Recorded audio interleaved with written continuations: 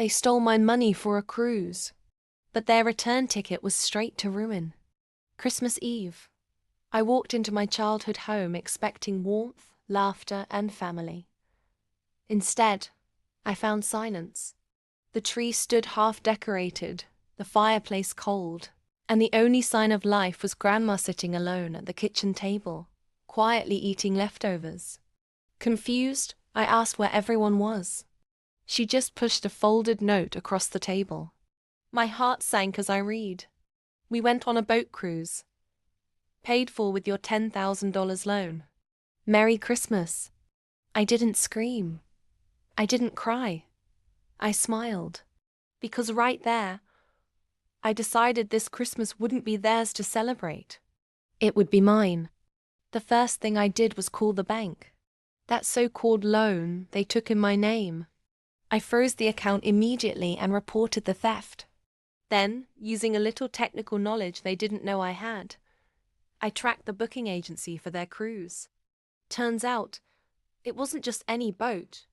It was a luxury voyage where every transaction, from champagne to casino chips, required the same card they had maxed out. 3 days later, while they were still out at sea, sipping cocktails and boasting on Instagram, their payments started bouncing. The cruise line confiscated their access, locked them out of their suite, and the irony, reassigned them to the crew quarters until they could settle the bill. When they finally docked, broke and humiliated, they had no way to get home. And that's when the begging began. Messages, calls, desperate apologies, all flooding my phone. But it was already too late.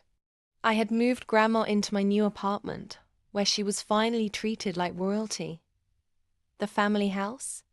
I'd transferred it into my name, thanks to the unpaid debts they'd racked up using my identity.